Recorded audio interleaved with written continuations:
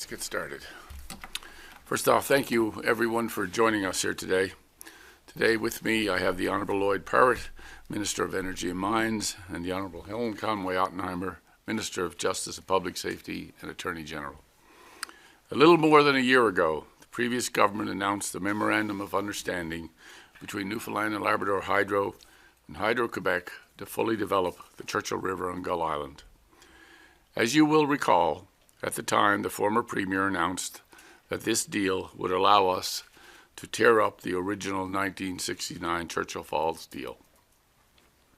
Regardless of our political differences, we should all agree that replacing the terrible 1969 deal was and remains our ultimate goal. Likewise, we should also all agree on the importance of continuing to develop the Churchill River and Gull Island. It is a generational opportunity for our province. We should all want a deal that makes Newfoundlanders and Labradorians the primary beneficiary of our own resources. We should all want a deal that will electrify Labrador. We should all want a deal that will create thousands of good jobs in the trades. And we should all want a deal that will generate billions of dollars of new economic activity and revenue so that we can afford the better services that Newfoundlanders and Labradorians deserve to see. What many disagree on is whether this deal is actually that kind of deal. For much of the past year, our province has been engaged in a passionate debate about maximizing the potential of this incredible asset. On one side, there has been serious and substantial critiques of the deal raised by Newfoundlanders and Labradorians. These critics include former political leaders and public servants, business leaders, analysts, and academics. At the same time, we have heard from defenders of the MOU, including many in our business community, who claim it represents an economic opportunity for our province and that the deal in front of us is, in fact, the best deal we should hope to get. Defenders include opposition leader John Hogan, who continues to demand that I rubber stamp the same MOU he signed off on. Well, I regret to inform Mr. Hogan that the era of a rubber stamp government is over. Instead, today our new government, a government for all of us, is making it clear that the people of Newfoundland and Labrador must receive a full, transparent, and truly independent accounting of this or any other deal before we sign anything. This has always been my position. During last year's debate, I made my position clear when I said the former Premier should bring the MOU before a truly independent panel. On the very first day of the fall election, I repeated that commitment when I said I would subject any deal to a truly independent review with full public accountability. This remains my position now that we are in government. Today, I am pleased to announce that we will be forming a new independent review process that will be empowered as a public inquiry under Part 2 of the Public Inquiries Act. While many people associate public inquiries with scandals, I want to make it perfectly clear that this was never my motivation when deciding to construct the independent review in this manner. Instead, by defining the review in this way, we are ensuring that the committee leading the review will have the full authority to access whatever information they deem relevant and necessary to answer the questions outlined in their terms of reference. The independent review will be chaired by Chris Huskilson, the current president and CEO of 5H Holdings, and the former president and CEO of Emera Incorporated, one of the largest utility holding companies in North America. An engineer by training, Mr. Huskilson is one of the most knowledgeable experts in North America about economics, financing, and benefits agreements of major energy capital projects. Mr. Hutchinson will be joined on the committee by one member of the previous government's oversight panel, Dr. Guy Holborn. Finally, Michael Wilson has agreed to rejoin this process as the third and final member of our Independent Review Committee. I want to take this moment to thank the three members of the Independent Review Committee for stepping up to this responsibility at this critical moment in our province's history. They have a lot of work ahead of them, but with future generations of Newfoundlanders and Labradorians counting on us to get this right, I am confident we have the right people for the job. As this new, truly independent review committee begins its work, the former oversight panel has been dissolved. In going about their work, the members of our new independent review committee will be guided by a comprehensive terms of reference that we are releasing today. People need to know whether we are getting the most out of this proposed deal. People have serious questions about the time frame, guarantee of jobs, and revenue we should expect. The information gathering and analysis that our independent review committee is empowered to undertake is designed to ensure we can finally answer a single question. Is this MOU in the best long-term interest for the people of Newfoundland and Labrador? We are giving the committee 4 months to complete its final report. It will be delivered to our government and tabled in the House of Assembly and released to the public. Whatever the conclusions of the Independent Review Committee, my ultimate commitment to the people of Newfoundland and Labrador remains the same. You will have your say on any deal before I sign it. As others have pointed out, this process will take a little more time to get right, and I'm okay with that. This is about getting the best deal, not getting the fastest deal, and I will not be rushed by any artificial deadline. I will always stand up for our province's best interests. This is non-negotiable, and this means my government is always going to demand that Newfoundlanders and Labradorians are always the primary beneficiary of our own resources. Full stop. So no matter who sits across from me, whether it's the Prime Minister, the Premier of Quebec, or anyone else, this does not change. We have the power. Others need the power. We will develop Churchill Falls and Gull Island. We will electrify Labrador. And we will always be ready to talk to anybody, anywhere, in order to get a deal done. But we will only develop our resources on our terms. We will do so with transparency. We will do so asking the most important question: will this help the people of Newfoundland and Labrador? And we will always guarantee that you, the people of Newfoundland and Labrador, will have your say on the Churchill River. Thank you very much, and I'm ready to take any questions. How are these committee members selected? So what we have done over the last while, we have heard from, listened to, as we've traveled around the province, the people of Newfoundland and Labrador have talked about their concerns with this MOU.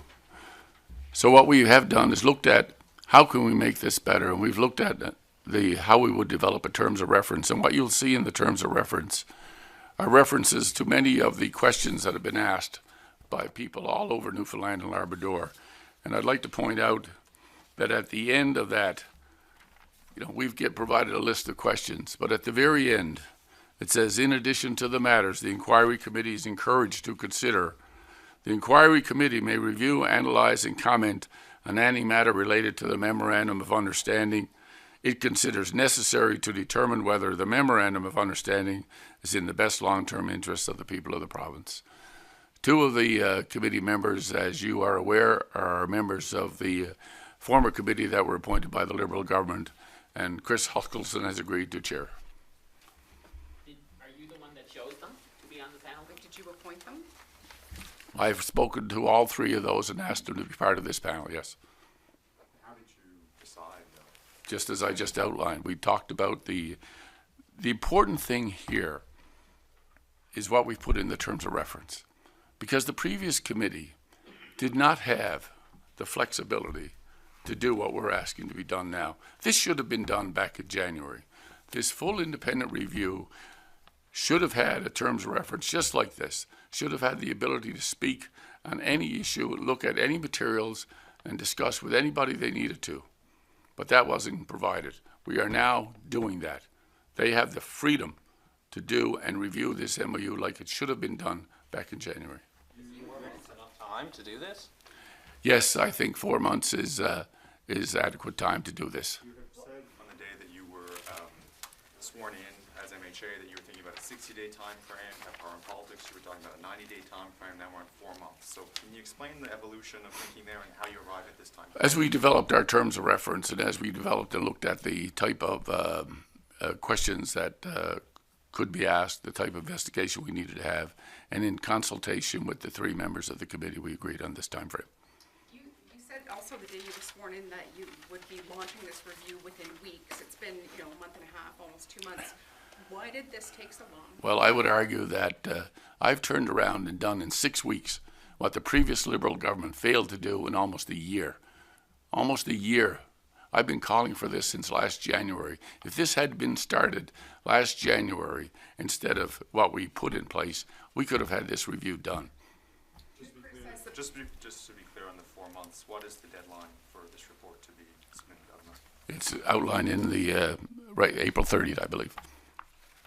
You criticized as well the Liberals for appointing Dennis Brown because he had already publicly stated his opinion on the MOU. We know that Michael Wilson also has publicly stated his opinion on the MOU. What's the difference here? I think the difference is significant. Mr. Wilson spoke up as a member of a panel that he was appointed to, and he had the courage to stand up and tell Newfoundlanders and Labradorians that, hold on a second, we're not really getting into the gist of what we ought to be looking at under a review. He raised those concerns, he expressed those concerns into a letter which I made public since, and I have all the confidence in the world in Mr. Wilson. How much this might cost? The expected cost is around $1 million, but let me be clear that this committee will have whatever resources it needs, whatever they need in terms of whether it's legal resources or technical resources, they will have the resources they need to do a full independent review. Speaking of Mr. Brown, what is his status as consumer advocate? Is he still in that role or has he been replaced? No, nothing's changed. One of the issues that has come up with Mr. Wilson and some of the discussions when he stepped forward was why the review that they were doing was looking exclusively at the MOU and they weren't allowed to look at things, say, before in the lead up, and why things were narrowed to what's in the MOU. Why are you limiting this to specifically the MOU and not opening it up to, I guess, more outside questions? Well, I think if you look through the terms of reference, and when you read through the terms of reference, you will see that we have broadened the scope significantly. They can talk to anyone they want to talk to. They can turn around and ask for whatever information they want to. So that's included in the terms of reference. For the 4 months then, how can you expect to finish this in 4 months if they're, I guess, looking at any and all options? Wouldn't that require even more time? That's the guideline. That's they feel they can do it in 4 months. I agree with them. Is that something they brought to you? Did they push for that, or? No, we talked about that. It was a mutual agreement on the time frame. The final part of this, the terms of reference says that the final report can't contain privileged, commercially sensitive information that could, there's a printing error, but that could have an impact on the financial loss or harm to the province. What does that mean specifically? What can be in this report? So basically, I'm leaving that up to the committee to decide. They will decide what can or can't be in their report from a commercial sensitivity point of view. You're still committed to holding a referendum? Yes. The committee comes back and says they need more time. Would you be at all flexible on this, or is this? Well, that's obviously something that absolutely, if they come back and ask us that they need to have more time or flexibility, there will be flexibility. But I have set a deadline. I expect to report by April 30th. What have the discussions been like with Hydro on this? Are they fully on board? Is there any set of a 10% limitations on what gets looked No. at? Hydro, we've met with Hydro today, and they are fully on board and are looking forward to the independent review. Any changes expected at Hydro and senior leadership? Because they've been pretty strong proponents of the MOUs it stands. No. What's the status of negotiations right now? What's going on? So right now, Minister, if you'd want to speak to that quickly. So technical non-bonding negotiations have been ongoing, which is a requirement to move anything forward. Other than that, negotiations will cease, other than the technical aspect that's been happening all along. And that's until the review is done? Yes. Can you be more specific on what that means, the technical negotiations? So any feed studies, any pre-engineering, any type of seismic work that needed to be done, any of those types of things that need to happen leading up to any project, no different than the announcement of any project. There's pre-feasibility engineering, all that stuff done. Those negotiations have been ongoing, all high level, all non-binding, very technical. But when it comes to the MOU itself, there will be no negotiations. There has been. Realistically, is there any purpose on continuing to push that forward if ultimately you may not go in that direction? Timelines haven't changed. Our goal is to develop all of these resources. Timelines haven't changed, but the deadline for this is April 30th. So what we're doing is, there's a lot of technical issues, non-binding things that can be done, that will continue to be done. But we're not going to, those are the things that we're focused on right now. We're going to be meeting with from Hydro's perspective, we will be meeting with them in the next couple of days to talk about where to from here, to answer your question. Were there negotiations happening toward binding agreements? Like, were there binding negotiations? They've been doing for the last while, they've been talking about, as the minister alluded to, the technical issues and the non-binding. So this will bring us up to the end of April, and then you say that you are still committed to holding a referendum. That will take time, obviously. The referendum. Is it possible that this will still be signed? But let's be clear, what we're working towards here is a review of an MOU. We have not signed a deal yet or prepared a deal. Once the deal is finalized, once we're ready to sign a deal, we will bring it back to the people at that time. But right now we're talking about the review of an MOU to make sure that this is indeed represents the best opportunity for Newfoundland and Labrador. Christine Frechette, the Quebec Energy Minister, said in an interview that published over the weekend that if the CAQ government loses the next election in Quebec, she fears for the future of this deal. Do you agree with her? Well, I can't predetermine or what might happen in Quebec. All I am concerned about are the people of Newfoundland and Labrador and the future generations of Newfoundlanders and Labradorians. I have said that right from the get-go, and I will continue to be that. That is our concern. Let's make sure, as I have said repeatedly, this is our resource. Let's develop it with our people for the benefit of our people. You're not worried you might miss an opportunity if the government changes? I can't be worried about that opportunity. I'm worried about making sure that I get the best deal for Newfoundland and Labrador. And I believe that we will sit down if the Quebec government wants to continue to work with us. We're more than happy to work with them. Have you had any discussions with any of the senior leadership in the Quebec government? I have the Premier of Quebec has reached out to me and invited me to come to Quebec, and I will do that in the new year. So nothing to date, though, just to be clear. Nothing in terms of from a government perspective. I mean, clearly Hydro-Quebec and Newfoundland Labrador Hydro would have had those ongoing negotiations as part of those technical issues and non-binding areas. Minister Frechette, also in that interview, she seemed to believe that your stance on a referendum was that it would be held if appropriate. Why do you think she said that? No idea. You'll have to ask her. You're 100% committed we're going to have Yes. a referendum? Okay. They believe, at the beginning of this, the review committee said that they expected, 12 to 20 final agreements to emerge from this MOU. How will a referendum work on that many agreements? The whole point of this is to get to that point, and that's where we're to today. The first thing we have to do is make sure we've turned around and launched an independent review of the MOU. Let's get through that first, then we'll talk about the rest. Will the committee hold public hearings? The committee will not hold public hearings, but they will invite public commentary. In other words, any written submissions from the general public will be welcome, and it says that right there in the terms of reference. In terms of the membership of the committee, why go specifically with Mr. Huskelson, who Why not? has a relationship, though, like to the commercial dealings around the energy system in Newfoundland and Labrador? Why not go for somebody on the outside? Well, I think Mr. Huskelson is a very prominent business person, independent, and has a fantastic representation, and certainly would not put himself in any conflict of interest position. He has a reputation to uphold, and I'm delighted that we were able to get somebody of that caliber. Are the panelists being paid? Yes. How much? I don't have the exact details of their contract, but I will tell you they're all being paid the same.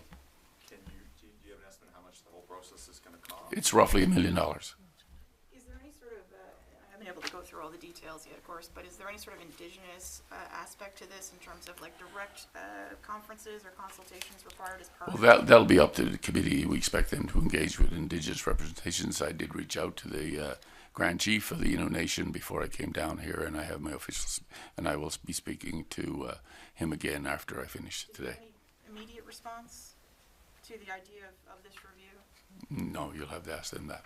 So once this review comes back, what happens then? Well, that's predetermining. I'll have to wait until we get the review. Will you treat it like, I guess, pass-fail?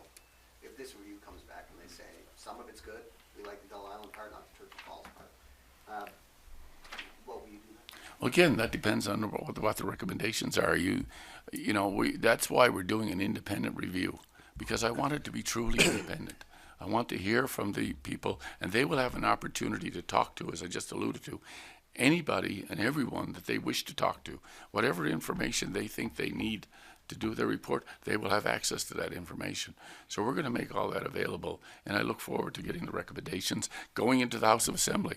That's one of the other things you'll see there. We're going to bring it into the House of Assembly, and we're going to release it in public.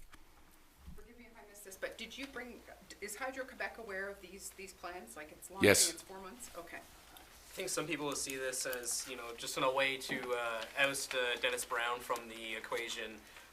What do you say to that? I'd say I'm not focused on individuals. I'm focused on the issue.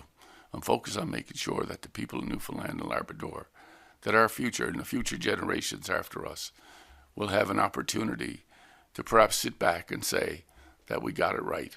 We took our time. We did it right. And we could show that. And that's what this is all about. This is what it's always been about. Right since last year, when I have talked about the need to do the independent review. This is too important to be anything other than that.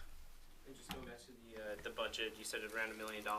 What other than the pay for the members? What kind of cost will come up with this? Well, they will prepare a budget, but I suspect administrative support, office support, all of those type of things will be included in those numbers.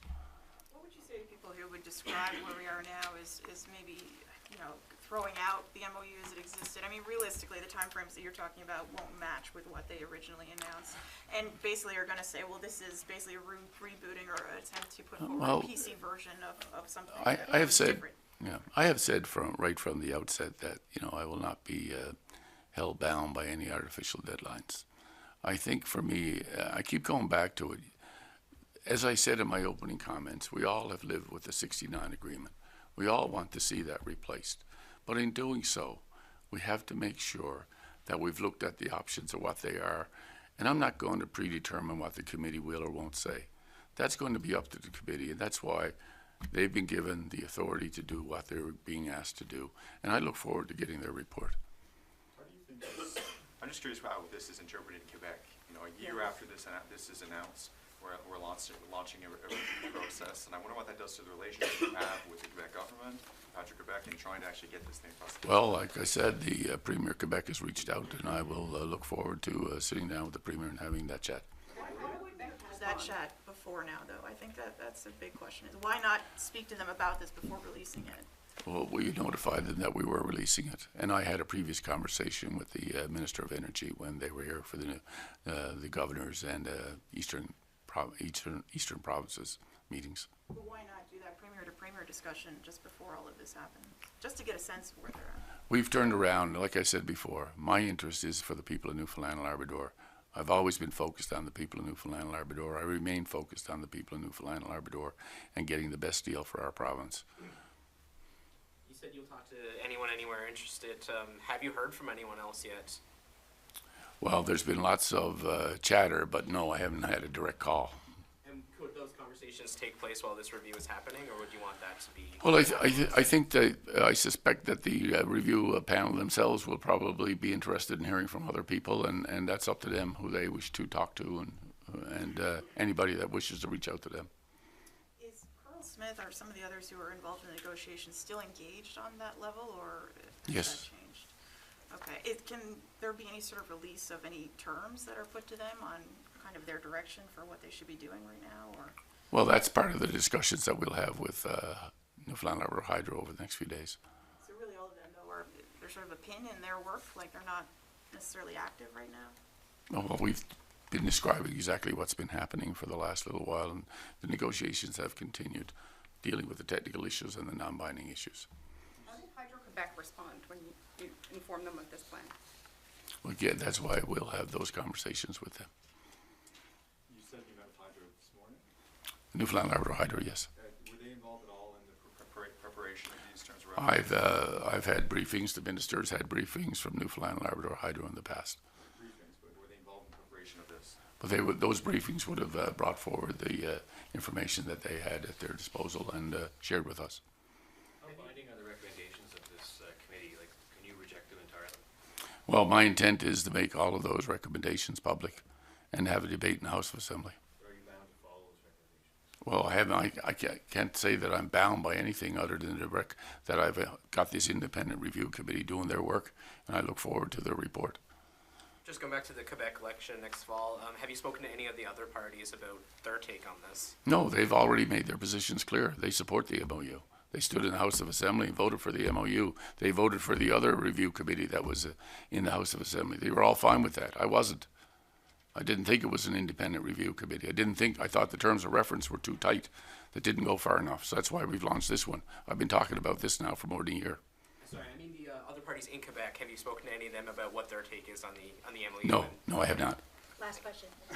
The complexity of this, I mean, when we talk about going to a referendum, all of the technical issues, the commercial issues, the interprovincial government, relationships, why go to a referendum, or is it realistic, really, to be able to take this to people and have people weigh in a way that is truly informed and The people of Newfoundland and Labrador have been living with a 1969 agreement for so long, and they deserve to have input in a say into what the final outcome will be when the deal is ready to be signed. And so I think it's extremely important that as a government who are elected by the people of Newfoundland and Labrador, that we turn around and make sure that we bring it back to the people of Newfoundland and Labrador to have their say, and I intend to do that.